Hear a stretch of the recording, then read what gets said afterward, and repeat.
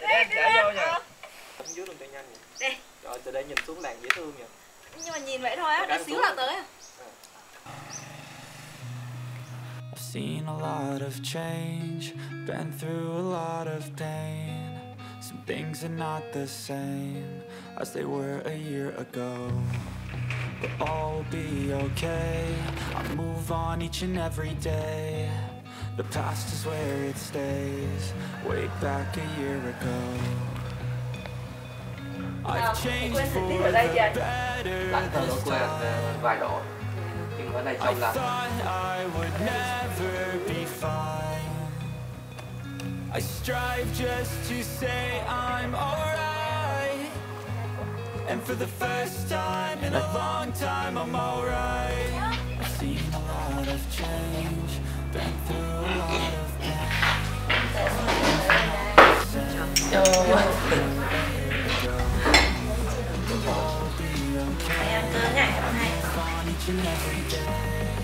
The past is where it stays, way back a year ago.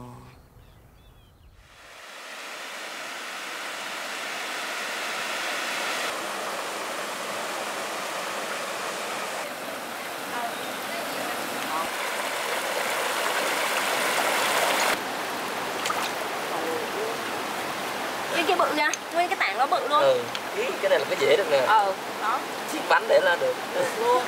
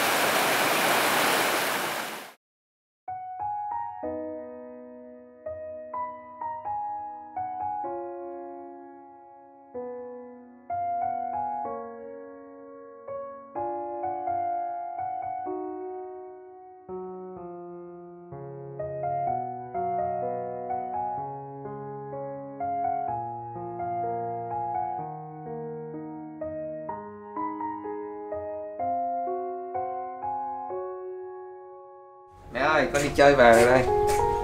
Con làm được một ít đá để về nấu ăn này.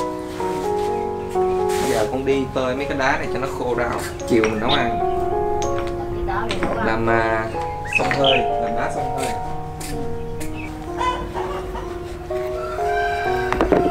Leo đi chơi mấy ngày về có nhớ không? Mấy ngày ở nhà chơi sướng nha, không có bị ai la nha.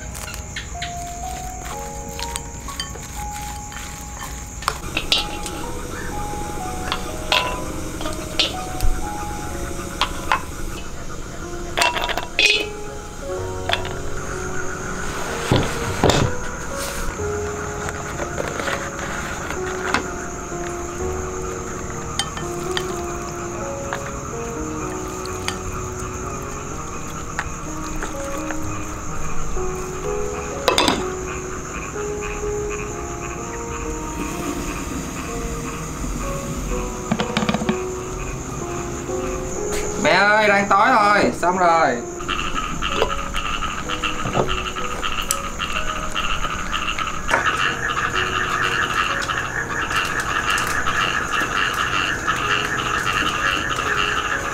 Mềm đi nha, bò mềm lắm.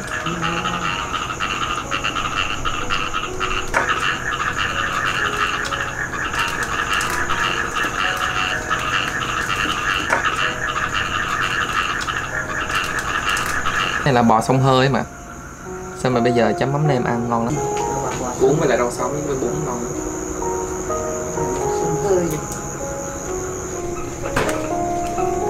Bò vừa chín tới nè, ngon lắm, mềm, nó không dai đâu mà.